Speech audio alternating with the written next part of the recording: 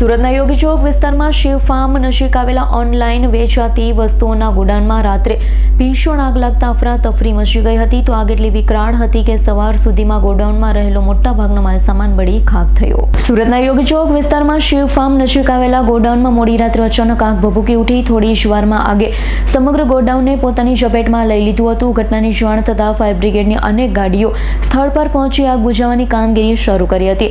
આગની તીવ્રતા એટલી વધુ હતી કે સવાર સુધીમાં ગોડાઉનમાં રહેલો લગભગ તમામ માલ બળીને ખાખ થઈ ગયો હતો. કલાકોની ભારે જહેમત બાદ ફાયર બ્રિગેડે આગ પર સંપૂર્ણ કાબુ મેળવ્યો. પ્રાથમિક તબક્કે જાનહાનિની કોઈ માહિતી સામે આવી નથી. જોકે આગ લાગવાનું ચોક્કસ કારણ અને નુકસાનનો અંગ તપાસ પૂર્ણ થયા બાદ જ સ્પષ્ટ થશે. ફાયર ઓફિસર દીનુ એમ પટેલ. સાહેબ, કઈ જગ્યાએ આગનો કોલ હતો અને કઈ રીતની આગ હતી? આપણે સરદાર કેમ્પસમાં યોગી ચોક પાસે ફાયર કંટ્રોલથી કોલ મળ્યો. સરદાર કેમ્પસમાં આગ લાગેલ. સ્થળ પર આવતા નિરીક્ષણ કરતાં આગ વિકરાળ સ્વરૂપમાં હતી. કમસે કમ 3 થી 4 પતરાના શેડ હતા, એમાં આગ પકડાઈ ગયેલી. એ પછી અમે બીજી ગેટના ફાયર ફાઇટરો બોલાવી અને કામગીરી ચાલુ કરેલ. અને ત્યારબાદ અમારા ઉપલા અધિકારીઓને જાણ કરી સ્થળ પર એ લોકો બી આવેલા નિરીક્ષણ કરી.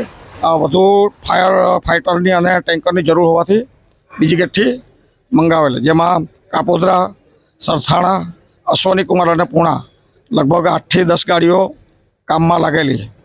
અને સમય બાદ આગ ઉપર કાબુ લગભગ 3:15 જેવી આગ લાગેલી.